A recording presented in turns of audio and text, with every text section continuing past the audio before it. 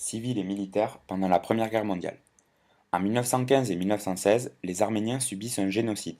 Un génocide, c'est le fait de détruire totalement et de manière volontaire un peuple à cause de son origine, de sa nationalité, de sa culture ou de sa religion. L'Arménie est aujourd'hui un petit pays du Caucase, une chaîne de montagnes entre l'Europe et l'Asie. Avant les années 1900, les Arméniens n'ont pas de pays à proprement parler, car les terres qu'ils habitent sont partagées entre l'Empire russe et l'Empire ottoman. Ainsi, sur cette carte de l'Empire ottoman, tu vois qu'en 1910, le pays Arménie n'existe pas en tant que tel. On voit qu'au nord-est de l'Empire ottoman, la langue parlée est l'arménien. Cela veut dire que c'est là que le peuple arménien habite.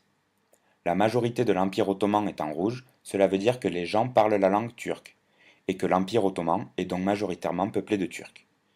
Il y a donc une différence de langue et de culture entre les Turcs et les Arméniens, et en plus il y a une différence de religion car les Arméniens sont chrétiens alors que les Turcs sont musulmans.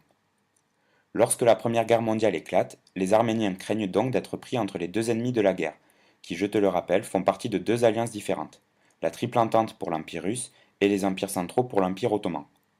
L'Empire ottoman craint quant à lui que les Arméniens collaborent avec l'Empire russe. Il décide alors de planifier le génocide et de faire subir aux Arméniens une extermination de masse. L'extermination est décidée par le parti au pouvoir à l'époque, depuis la capitale de l'Empire ottoman, Constantinople, et elle est mise en œuvre par les responsables militaires des provinces de l'Empire. Chaque responsable local était chargé de rassembler les Arméniens dans les villes et les villages. Les deux tiers des Arméniens qui vivent alors sur le territoire actuel de la Turquie périssent par plusieurs procédés.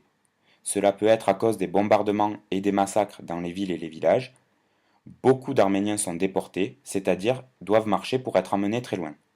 Ils meurent de famine en chemin ou sont tués pendant la déportation.